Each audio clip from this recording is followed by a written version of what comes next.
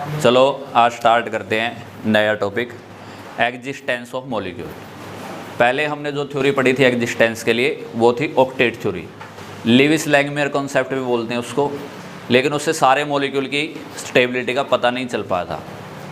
फिर हमने वेस्पर पढ़ा, वेस्पर ने सिर्फ शेप बताई, उसने भी एग्जिस्टेंस नॉन एग्जिस्टेंस नहीं बता पाई।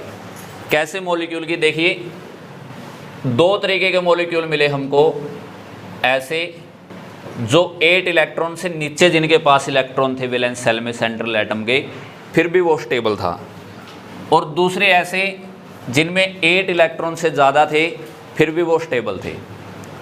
फॉर एग्जांपल देखिए BF3 मिला, BeCl2 मिला। अब अगर इनकी वैलेंस सेल में इलेक्ट्रॉन काउंट किए जाएं तो बोरोन के वैलेंस सेल में इलेक्ट्रॉन कितने पड़े हैं? यहाँ पे 6 पड़े हैं, बॉन्ड बनने के बाद भी 6 पड़े हैं।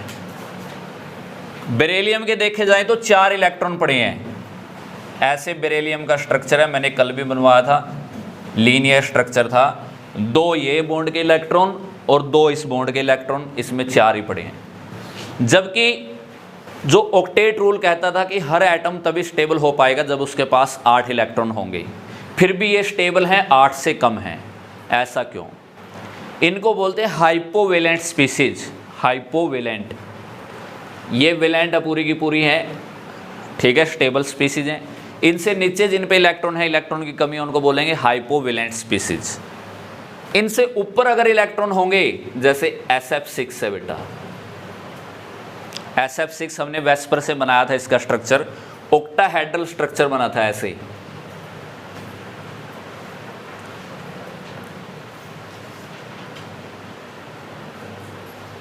तो यहां पे देखेंगे तो सल्फर के पास 12 इलेक्ट्रॉन है, 12। देखिए 2 ये 2 ये 2 ये 6 बॉन्ड बने हुए हैं और एक बॉन्ड में 2 इलेक्ट्रॉन। ये हाइपरवेलेंट स्पीसीज हैं। तो ये स्पीसीज क्यों एग्जिस्ट कर पा रही हैं जो ऑक्टेट रूल को फॉलो नहीं करती? इसके पीछे क्या रीजन है?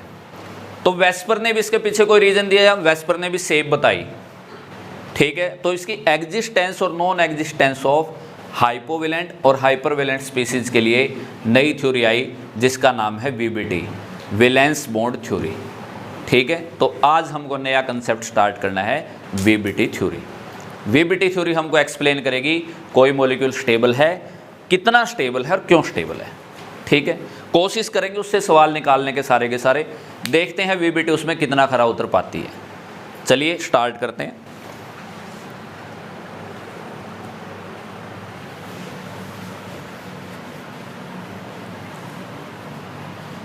तो VBT ने मॉलिक्यूल की स्टेबिलिटी बताने के लिए 2 कंसेप्ट यहाँ पे डिस्क्राइब किए। VBT ने 2 कंसेप्ट यहाँ पे डिस्क्राइब किए स्टेबिलिटी को बताने के लिए। तो VBT देखते हैं आप, वैलेंस बॉन्ड थ्योरी।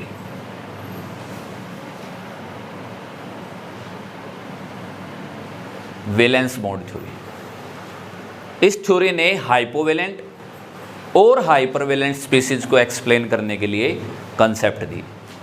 तो इस थ्योरी ने 2 तरीके के कंसेप्ट दिए। पहला कंसेप्ट था बेटा एनर्जी कंसीडरेशन।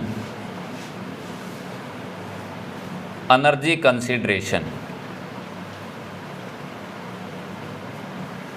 एनर्जी कंसीडरेशन, पहला कॉन्सेप्ट दिया एनर्जी कंसीडरेशन का, कि एनर्जी के बेस पे मॉलिक्यूल की स्टेबिलिटी को बताया जाएगा। दूसरा इन्होंने दिया ऑर्बिटल ओवरलैप कंसेप्ट।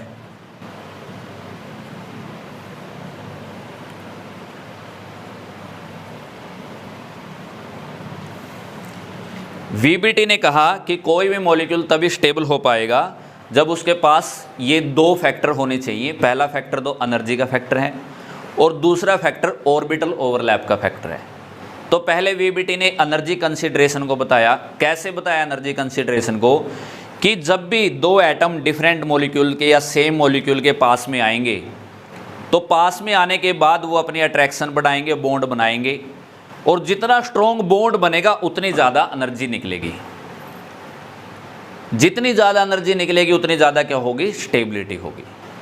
तो पहला कंसेप्ट जो दिया इसने एनर्जी कंसिडरेशन के ऊपर, स्टेप जो था पहला कंसेप्ट था एनर्जी कंसिडरेशन के ऊपर। तो एनर्जी कंसिडरेशन को देखिए समझाने के लिए कैसे करते हैं हम। जैसे मेरे पास ये एटम है ए और ये इसका न्यूक्लियस है, ए एटम है और इसका ये न्यूक्लियस है। यहाँ पे बना देता हूँ मैं न्यूक्लियस, और ये ए एटम लिख दिया बेटा मैंने। फिर मैंने यहाँ पे बी एटम लिखा और इसका ये न्यूक्लियस बना दिया। तो वीबीटी एनर्जी कंसिडरेशन को कैसे बताती है कि ये न्यूक्लियस है, मान लिया ये एक इलेक्ट्रॉन ही स्पीसीज है, इसमें एक ही इलेक्ट्रॉन पड़ा है, इस एटम में भी एक इलेक्ट्रॉन है, इस एटम में भी एक ही इलेक्ट्रॉन पड़ा है। मान लिया यहाँ पे भी एक ही इलेक्ट्रॉन पड़ा है और यहाँ पे भी एक ही इलेक्ट्रॉन पड़ा है। तो ये थ्योरी कहती है कि देखिए इस इलेक्ट्रॉन की और न्यूक्लियस की अट्रैक्शन है, यहाँ एक पॉजिटिव चार्ज है और एक नेगेटिव चार्ज है, दोनों आपस में क्या कर रहे हैं, अट्रैक्ट कर रहे हैं। यहाँ पे भी एक पॉजिटिव और एक नेगेटिव है, क्या कर रहे हैं, अट्रैक्शन। यहाँ पे भी फोर्स ऑफ अट्रैक्शन है बेटा जी, यहाँ पे भी क्या लगी हुई है, फोर्स ऑफ अट्रैक्शन। जब इनको पास में लेकर के आएंगे, इसका इलेक्ट्रॉन इस न्यूक्लियस पे अट्रैक्शन लगाएगा, इसका न्यूक्लियस इस इलेक्ट्रॉन पे अट्रैक्शन लगाएगा। तो दो अट्रैक्शन तो ये पहले थी, दो अट्रैक्शन और बढ़ गई कि नहीं बढ़ गई बेटा जी। लेकिन जब पास में आएंगे कुछ ना कुछ रिपल्सन भी होगी कि नहीं होगी। एक रिपल्सन तो इन न्यूक्लियस के बीच में होगी और एक रिपल्सन इन दो अलग अलग इलेक्ट्रॉन के बीच में होगी, क्योंकि लाइक चार्जेस रिपेल करते हैं, अनलाइक चार्जेस क्या करते हैं, अट्रैक्ट करते हैं। तो ये अट्रैक्शन थी, ये भी अट्रैक्शन थी, फिर इसकी अट्रैक्शन थी, चार अट्रैक्शन थी इसमें। फोर्स ऑफ अट्रैक्शन कितनी थी, चार थी। फोर्स ऑफ रिपल्सन कितनी थी, दो थी, दो पॉजिटिव की रिपल्सन, दो नेगेटिव की रिपल्सन। बोलो बेटा जी, दो पॉजिटिव की रिपल्सन, दो नेगेटिव की रिपल्सन। तो फोर्स ऑफ अट्रैक्शन कितनी है, चार, फोर्स ऑफ रिपल्सन कितनी है, दो। जब अट्रैक्शन फोर्स ज़्यादा हो जाएंगे रिपल्सन फोर्स से, तो मॉलिक्यूल एग्जिस्ट करेगा और उसकी एनर्जी कम हो जाएगी। पहली कंसिडरेशन ये थी।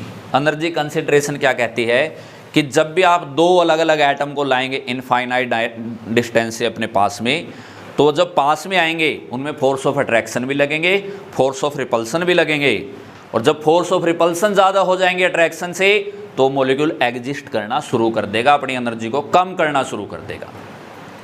ठीक है बेटा।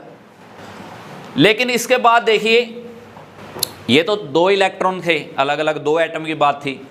अब दो एटम में अगर और इलेक्ट्रॉन ले लिए हमने, यहां पे दो इलेक्ट्रॉन ले लिए, अब दो इलेक्ट्रॉन स्पीसीज ले ली। एक एटम है जिसमें दो इलेक्ट्रॉन पड़े हैं, एक और ऐसा ही एटम ले लिया जिसमें दो इलेक्ट्रॉन पड़े हैं।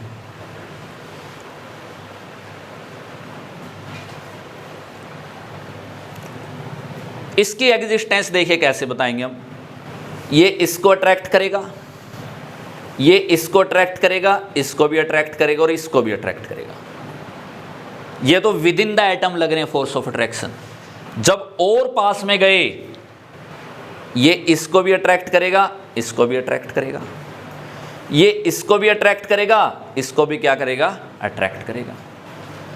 ये अट्रैक्शन, ये भी अट्रैक्शन, ये भी अट्रैक्शन, ये भी अट्रैक्शन, ये भी, ये भी, ये भी, ये भी।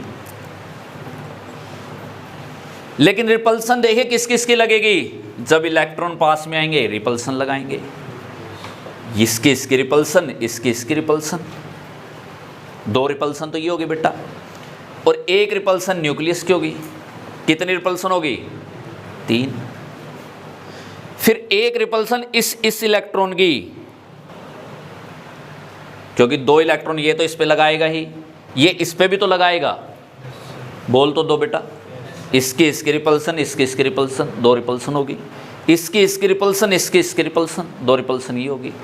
तो टोटल रिपल्सन कितनी होगी इन दोनों की, देखिए काउंट करिए। एक रिपल्सन इस इलेक्ट्रॉन के साथ, एक रिपल्सन इसके साथ, दो तो इसकी होगी, दो इसकी होगी, चार रिपल्सन तो यही होगी बेटा।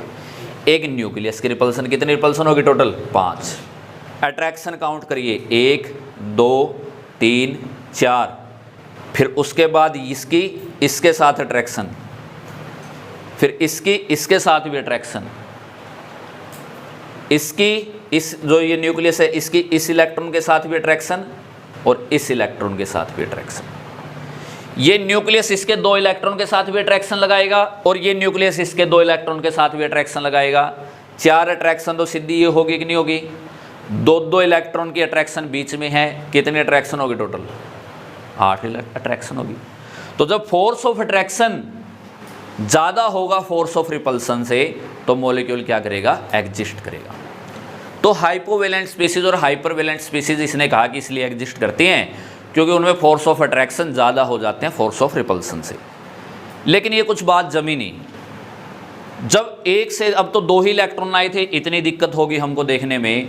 जब 3 इलेक्ट्रॉन आएंगे, 4 इलेक्ट्रॉन आएंगे और जब मल्टी सेल आ जाएंगे उनमें इलेक्ट्रॉन आएंगे तो देखना मुश्किल हो जाएगा। तो ये तो कुछ एक स्पीसीज के लिए ही वैलिड हो पाएगा और इसमें भी हमको अट्रैक्शन रिपल्सन से सारी बातें क्लियर नहीं हो रही।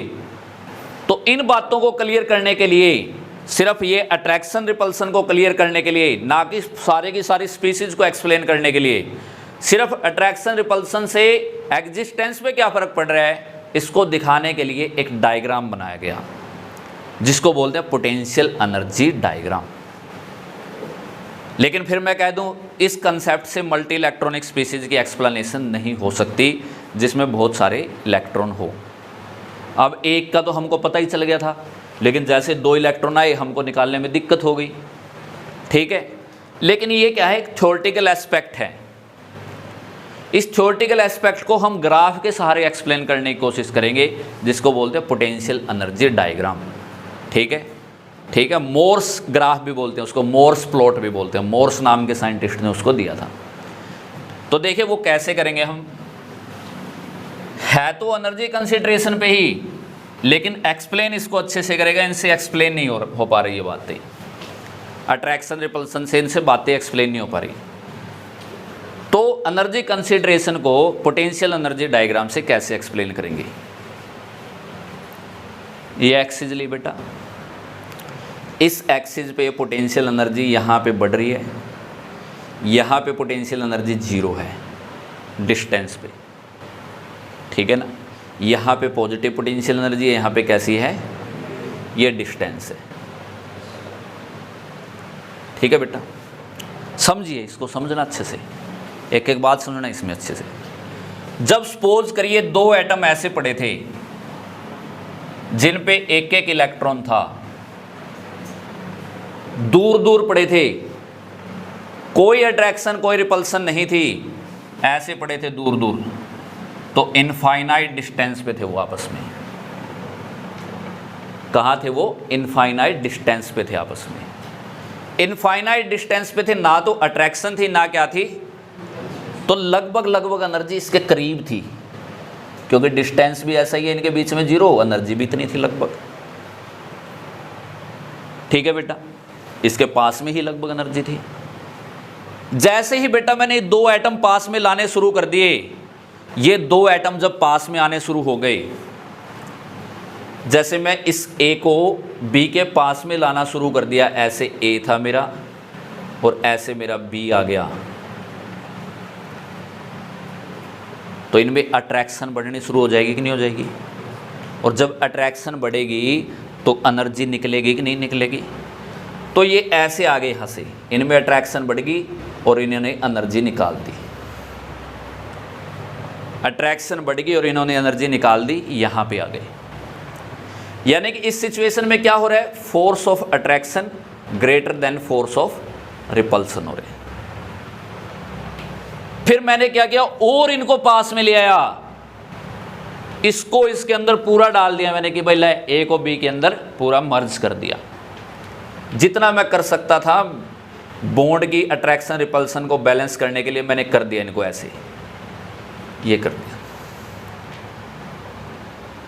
ठीक है ना बेटे, A का हिस्सा और B का हिस्सा आपस में क्या कर गया? मैंने मर्ज कर दिया जितना मैं कर सकता था, without giving any extra energy.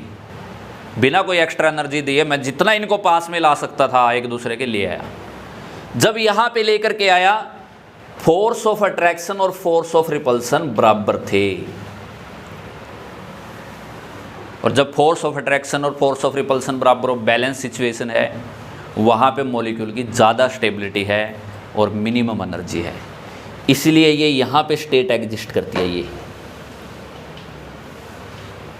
यहाँ पे तो फोर्स ऑफ अट्रैक्शन ज़्यादा थे, किससे? फोर्स ऑफ, यहाँ पे बराबर हो गए फोर्स ऑफ अट्रैक्शन किसके बराबर? फोर्स ऑफ रिपल्सन के। ये मोस्ट स्टेबल फॉर्म थी इस मॉलिक्यूल की, लेकिन मैंने बाहर से एनर्जी दी इसको, सोचा और इनको एक दूसरे के कर दूं, और मैंने ऐसा कर दिया, इनको ऐसा कर दिया, बिल्कुल ये ए था ये बी था, ऐसे कर दिया इनको। और जब ऐसे किया, बाहर से एनर्जी दे करके किया, तो अब फोर्स ऑफ रिपल्सन डोमिनेंट होना शुरू होगी इनके बीच में, और जब फोर्स ऑफ रिपल्सन डोमिनेंट होना शुरू होगी, एनर्जी एकदम से क्या होगी? बढ़ गई। ये क्या होता है? Force of repulsion greater than force of attraction. तो ये प्लॉट बताता है कि मैक्सिमम स्टेबिलिटी मिनिमम एनर्जी पे होगी। मॉलिक्यूल की मैक्सिमम स्टेबिलिटी मिनिमम एनर्जी पे होगी। ये एनर्जी कंसीडरेशन ये कहता है कि कोई भी मॉलिक्यूल तब एग्जिस्ट करेगा जब वो मिनिमम एनर्जी पे आ जाएगा। फोर्स ऑफ अट्रैक्शन किसके बराबर होंगे? फोर्स ऑफ रिपल्सन के। लेकिन +1 क्लास में हम यही मिसकंसेप्शन क्रिएट कर लेते हैं, पहले ही उन डायग्राम को बनाते हैं, तभी तो मैंने उन डायग्राम पे ज़्यादा फोकस नहीं किया। एक अट्रैक्शन दिखा देंगे, रिपल्सन दिखा देंगे, कहेंगे force of attraction greater than force of repulsion, इसलिए एग्जिस्ट किया। नहीं, एक्चुअल स्ट्रक्चर तो वहाँ पे बनेगा जहाँ पे दोनों फोर्स आपस में बराबर होंगे और मिनिमम एनर्जी होगी। ये एनर्जी कंसिडरेशन कहता है। ये बात एनर्जी कंसिडरेशन कहती है कि कोई भी मॉलिक्यूल चाहे हाइपोवैलेंट है हाइपरवैलेंट है, वो इसीलिए एग्जिस्ट करता है क्योंकि उसमें मिनिमम एनर्जी का केस आता है जहाँ पे फोर्स ऑफ अट्रैक्शन और फोर्स ऑफ रिपल्सन क्या होते हैं? बराबर होते हैं। मिनिमम एनर्जी तो है, ये नेगेटिव में एनर्जी तो मिनिमम ही होगी। इसको मोर्स डायग्राम भी बोलते हैं, मोर्स प्लॉट भी बोलते हैं इसको, मोर्स प्लॉट, मोर्स प्लॉट। हालांकि इसकी स्टोरी बहुत बड़ी है, beyond your scope of study है, ठीक है ना। मतलब पूरी की पूरी इसकी भाई एक्जोथर्मिक एंडोथर्मिक रिएक्शन जब आएगी तब देखेंगे थर्मोडाइनेमिक्स में। फ़िलहाल के लिए लगाते हैं, ठीक है ना, कि प्रोडक्ट की एनर्जी ज़्यादा है, रिएक्टेंट की कम है, या IIT के लेवल पे आपको पढ़ाया जाता है। CBSE में इसकी इतनी ज़रूरत नहीं है, ठीक है बेटा जी। तो ये था पोटेंशियल एनर्जी डायग्राम। तो एनर्जी कंसिडरेशन क्या कहता है कि वहाँ पे मॉलिक्यूल एग्जिस्ट करेगा जहाँ पे मिनिमम पोटेंशियल एनर्जी होगी। ये बात यहाँ से निकल के आई है, एनर्जी कंसिडरेशन का ये मतलब है। लेकिन जैसे कि मैंने बताया, मल्टी इलेक्ट्रॉनिक स्पीसीज के लिए ये लागू नहीं हो पाता, निकालना मुश्किल हो जाता है, देखना मुश्किल हो जाता है। तो एक नए कंसेप्ट की ज़रूरत पड़ी जिसका नाम है ऑर्बिटल ओवरलैप कंसेप्ट। जैसे एक मॉलिक्यूल बन गया, मैं इसी की बात करता हूँ एक बार। एक मॉलिक्यूल बन गया मेरे पास, मान लिया BF3 या BeCl2 ले लो, BeCl2 बन गया। अब बना तो है ये मॉलिक्यूल, इलेक्ट्रॉन तो 4 ही हैं इसमें, हाइपोवैलेंट स्पीसीज है। क्यों बन गया? क्योंकि यहाँ पे एक ऐसी सिचुएशन आई होगी जहाँ पे force of attraction force of repulsion बराबर होंगे और मिनिमम पोटेंशियल एनर्जी रही होगी। तो एनर्जी कंसिडरेशन में सिर्फ इतना ही कहता है, एक किस्म का थ्योरेटिकल एस्पेक्ट है हमारे पास, एक किस्म का थ्योरेटिकल एस्पेक्ट है ये, ठीक है ना। थ्योरेटिकल बातें इसमें ज़्यादा हैं। तो ऑर्बिटल ओवरलैप कंसेप्ट की अब बात करते हैं कि ऑर्बिटल ओवरलैप कंसेप्ट को कैसे पढ़ना है, कैसे कोवैलेंट बॉन्ड को ऑर्बिटल ओवरलैप बताएगा, एग्जिस्टेंस ऑफ मॉलिक्यूल को कैसे एक्सप्लेन करेगा। तो हम कोवैलेंट बॉन्डिंग पढ़ रहे हैं एक्चुअल में। तो पहला कौन सा पढ़ा था? लीविस लैंगमेयर कंसेप्ट, फिर वेस्पर आई, उसके बाद VBT आई, और VBT का पहला कंसेप्ट था एनर्जी कंसिडरेशन। अब सेकंड कॉन्सेप्ट पे चलते हैं, that is orbital overlap concept. तो मैं अब दूसरे कंसेप्ट को करा रहा हूँ, समझिए। इसमें सब बातें मैं बताऊंगा, वेव फंक्शन क्या है, सब बातें इसके अंदर अब मैं क्लियर करने जा रहा हूँ। वो प्लॉट कैसे बनते हैं, सब बातें मैं अब इसके अंदर क्लियर करूँगा। साई क्या है, साई स्केयर क्या है, सब बातें मैं अब क्लियर करने जा रहा हूँ, ठीक है। देखिए, आप ऑर्बिटल से क्या समझते हैं? What do you understand by orbital? आप ऑर्बिटल को क्या मानते हैं? आप कहेंगे जी ऑर्बिटल एक 3 डायमेंशनल स्पेस है, 3D स्पेस है। जैसे कि बेटा मेरे पास ये एटम है ना, यहाँ पे एटम है, तो ऑर्बिटल यहाँ भी है, ऐसे भी ऑर्बिटल, ऑर्बिटल ऐसे भी है, स्फेरिकल शेप में, मतलब एक स्फीयर की तरह है, उसके चारों तरफ गोला है ऑर्बिटल। तो अब वो गोला एस का है, पी का है, डी का है, वो उनकी शेप हम बाद में डिस्क्राइब करते हैं। तो मेरा पहला सवाल यही होता है कि क्यों हम ऐसे ही लिख देते हैं कि ये 1s की स्फीयर की शेप है, 1s स्फेरिकल शेप का है, और 2p या 2 मतलब p ऑर्बिटल ऐसे डंबल शेप के हैं। ऐसा क्यों लिख देते हैं हम? ऐसा कैसे निकाल देते हैं हम? किस तरीके से हम ऐसे बना देते हैं कि नहीं ये तो मेरा s ऑर्बिटल की शेप है और नहीं ये मेरी p ऑर्बिटल की शेप है? कैसे ये शेप निकाल देते हैं हम? आप कहेंगे सर आपने सिखाई थी तभी तो हम निकाल देते हैं। मैं बताता हूँ कहाँ से शेप आती है, मैं बताता हूँ आज आपको ये शेप कहाँ से आई। देखिए किसी भी ऑर्बिटल में इलेक्ट्रॉन को डिफाइन करने के लिए उसका एक फंक्शन लिखना पड़ता है, that is known as wave function. क्योंकि हम पढ़ चुके everything possesses, microscopic thing possesses particle as well as wave nature. अब इलेक्ट्रॉन पार्टिकल तो है लेकिन उसका वेव नेचर भी होगा, और वेव नेचर को उसके डिफाइन करने के लिए हमको एक फंक्शन चाहिए, क्योंकि मैथमेटिक्स में जो मैथमेटिक्स पढ़ते हैं उनको फंक्शन की इंपॉर्टेंस पता है। ठीक है ना? आपको भी आपकी ज़िंदगी में फंक्शन रखना चाहिए, बड़ा चलता है ये fx = mod x रखना चाहिए। आपको भी आपकी ज़िंदगी में इसी फंक्शन के ऊपर काम करना चाहिए। हर नेगेटिव चीज़ का मॉडुलस कर दो, पॉजिटिविटी की तरफ रहो। आपको भी आपकी ज़िंदगी में पॉजिटिविटी की तरफ रहना चाहिए। तो ऐसे ही इलेक्ट्रॉन के लिए भी एक फंक्शन डिफाइन किया गया, that is known as psi, जिसका नाम क्या है? साई।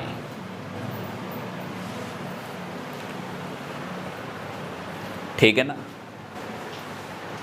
अब इलेक्ट्रॉन तो वेव नेचर रखेगा ही रखेगा। अब इलेक्ट्रॉन वेव नेचर रखेगा, किस ऑर्बिटल में पड़ा है, कैसी शेप का है, तो उस ऑर्बिटल के लिए भी एक वेव फंक्शन डिस्क्राइब करना पड़ेगा। सपोज करिए मैंने एक ऑर्बिटल उठा लिया, फर्स्ट सेल का एस ऑर्बिटल। इसके लिए वेव फंक्शन क्या लिखूंगा मैं? साई 1s।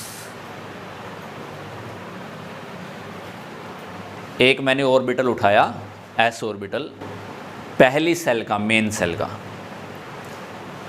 और उसके लिए मैंने वेव फंक्शन डिस्क्राइब कर दिया, क्योंकि एस में 2 ही इलेक्ट्रॉन रह सकते हैं मैक्सिमम, इलेक्ट्रॉन के लिए वेव फंक्शन साई है ही है। उस ऑर्बिटल के लिए क्या लिख दिया जिसमें इलेक्ट्रॉन घूम रहा है, तो साई 1s हो गया।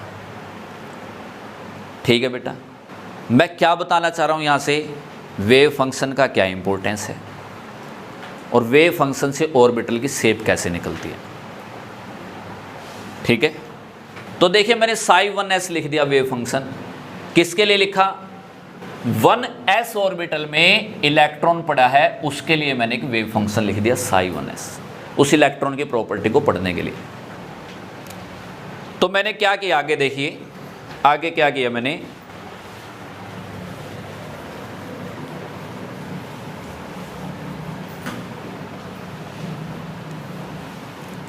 मैंने यहां पे न्यूक्लियस लिया, मैंने यहाँ पे न्यूक्लियस लिया। न्यूक्लियस के बाद क्या किया मैंने, यहाँ पे एक डिफाइन स्पेस बना लिया ऐसे।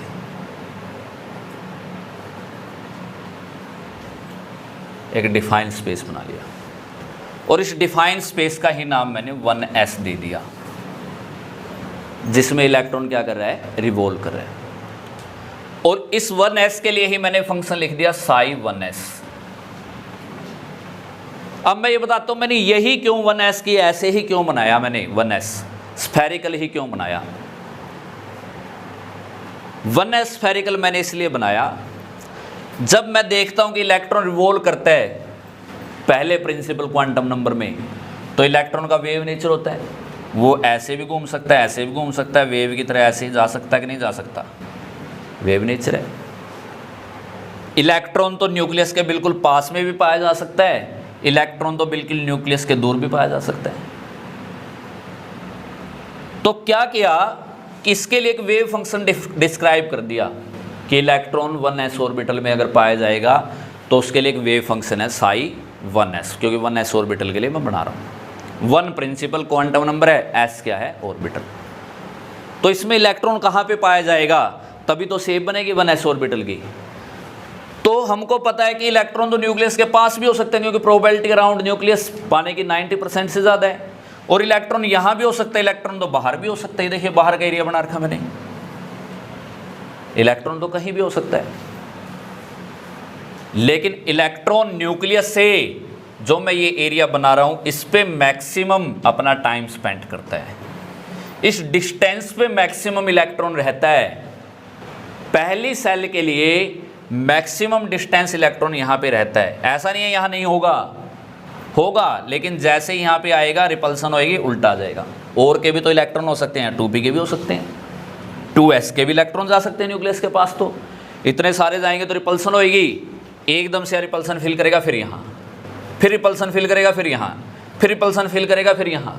बाहर भी हो सकता है, लेकिन मैक्सिमम यहाँ पे टाइम स्पेंड करेगा। इसीलिए इस मैक्सिमम टाइम स्पेंड को हम लाइन खींच देते हैं स्फेरिकल शेप में और कहते हैं 1s ऑर्बिटल बन गया, s ऑर्बिटल बन गया। पहली सेल का s ऑर्बिटल बन गया। ये यहाँ से शेप निकल करके आती है। तो ये इसको क्या बोलते हैं, देखिए इतने डिस्टेंस पे मैक्सिमम हम कहते हैं कि रहा इलेक्ट्रॉन, r डिस्टेंस पे मैक्सिमम इलेक्ट्रॉन रहा। तो r पे जो ऑर्बिटल मिलेगा वो हर जगह सेम डिस्टेंस पे जो मिलेगा इलेक्ट्रॉन हर जगह सेम पाया जाएगा कि नहीं पाया जाएगा। स्फेरिकल इन नेचर है, तो इसलिए यहाँ से s वर्ड इसके लिए यूज कर दिया। s का मतलब ही स्फेरिकल है। वैसे तो उससे लिए गए हैं सब शब्द, s p d f spectroscopy के शब्द हैं। s माने शार्प, p माने प्रिंसिपल, f d माने डिफ्यूज्ड, f माने फंडामेंटल। सब वैसे तो स्पेक्ट्रोस्कोपी के वर्ड हैं, जो बहुत एडवांस लेवल की बात है। आज तो मैं तुमको ये समझाने जा रहा हूँ क्योंकि एक बच्चे ने मेरे से 2-3 दिन पहले क्वेश्चन किया था, सर ये साई का क्या चक्कर है। ये साई इलेक्ट्रॉन को डिस्क्राइब करता है। इसको समझने के लिए मेरे बराबर की फ्रीक्वेंसी चाहिए। हर कोई इसमें हाथ नहीं लगाता टीचर, कुछ तो लगा ही नहीं पाते, उन्हीं को नहीं पता, कुछ तो हाथ में लगा पाते इसको ये क्या चक्कर है, उनको पता ही नहीं हुआ क्या ये। तो इलेक्ट्रॉन जब रिवॉल्व करता है न्यूक्लियस के चारों तरफ, उसमें एक स्पेस को डिफाइन करने के लिए हम क्या करते हैं, उसका एक फंक्शन डिस्क्राइब करते हैं पर्टिकुलर ऑर्बिटल के लिए। और उस ऑर्बिटल की शेप को बनाने के लिए हम पहले तो r डिस्टेंस से देखते हैं कि कितनी दूर इलेक्ट्रॉन है। एक तो ये r डिस्टेंस होता है, या तो ऐसे डिस्टेंस होगा बेटा, ठीक है ना, या फिर ऐसे डिस्टेंस होगा। स्फीयर है ना, या तो ऐसे देखेंगे स्फीयर को, ये डिस्टेंस, या फिर वो डिस्टेंस। बराबर मिलेगा कि नहीं मिलेगा, ये बोल तो दो। एक कैसे निकाल लेंगे, एक एंगल के सहारे निकाल लेंगे। एंगल भी 2 तरीके के होंगे कि नहीं होंगे, एंगुलर डिस्टेंस भी 2 तरीके का। ये तो रेडियल डिस्टेंस हो गया, एक एंगुलर डिस्टेंस भी तो है, सीधा एंगल, इस एंगल पे, इस एंगल पे, इस एंगल पे, ऐसे एंगल के सारे भी निकाल लेंगे। एंगुलर डिस्टेंस भी निकालेंगे, एंगुलर से भी वो निकलती है, शेप निकलती है। जैसे एंगल से कैसे, ट्रिग्नोमेट्री में पढ़ा होगा, क्वाड्रेंट होता है, ऐसे एक क्वाड्रेंट होता है। और क्वाड्रेंट में देखिए यहाँ पे 0 एंगल, या 90 डिग्री, या 180 डिग्री, यहाँ 270 डिग्री, और यहाँ फिर 360 डिग्री, ऐसे होता है। जब एंगुलर डिस्टेंस निकाला गया न्यूक्लियस का 2p ऑर्बिटल के लिए, p ऑर्बिटल के लिए, सॉरी 2p तो डिस्क्राइब ही मत करो, p ऑर्बिटल के लिए, तो ऐसे डॉट मिले, ऐसे डॉट मिले, कुछ डॉट ऐसे भी मिले, बाहर भी मिले 1-2। लेकिन मैक्सिमम डॉट जिस लाइन पर मिले, जिस लाइन पर मैक्सिमम डॉट मिले, उस लाइन को हमने जोड़ लिया और उसकी शेप ऐसे बना दी। ये एंगल के सहारे तो जा रहे हैं हम, एंगल ही तो चल रहे हैं, 0 से इस एंगल पे, इस एंगल पे, इस एंगल पे, ऐसे वैल्यू तो चल रही है ये। तो किसी भी वेव फंक्शन की, वेव फंक्शन को इसलिए डिस्क्राइब करते हैं ताकि ऑर्बिटल की शेप पता चल पाए। एक्चुअल में क्या शेप है किसी को नहीं पता इसकी, बस डिस्क्राइब की गई है। 2 कंसेप्ट के बेस पे वेव फंक्शन को डिस्क्राइब किया गया एक ऑर्बिटल के लिए, और उस ऑर्बिटल के लिए 2 पार्ट निकाले गए, एक तो रेडियल पार्ट किसी भी वेव फंक्शन के लिए दो पार्ट निकाले जाते हैं, एक रेडियल और एक एंगुलर।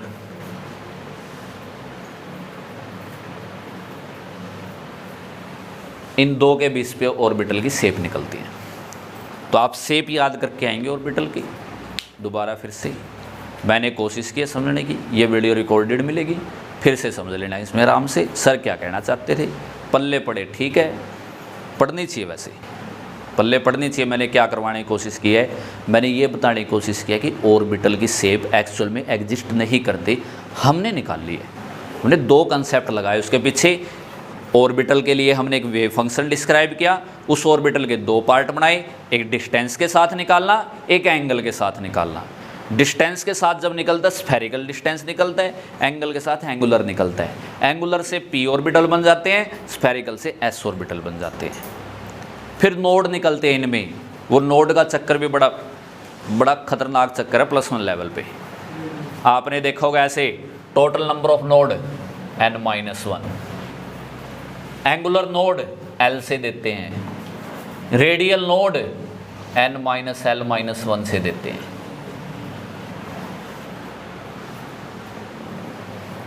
देखा होगा फॉर्मूला, ये नहीं देखा, अध्ययन तो नहीं हो देखा होगा, बहुतों ने देख रखा है। जिन्होंने देख रखा है उनको पता ही है क्या चीज़ है, मतलब पता तो उनको भी नहीं, बस ये है कि हाँ फॉर्मूला है, रटना है ये इन्हीं से निकलता है। ये नोड इस चीज़ को बोलते हैं।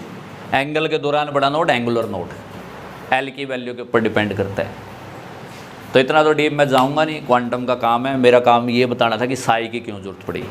अब एक दिन साई स्क्वायर की जरूरत बता दूंगा क्यों पड़ेगी, जब MOT पढ़ाऊँगा, बात ख़त्म बस। ठीक है जी, आज के लिए इतने ही।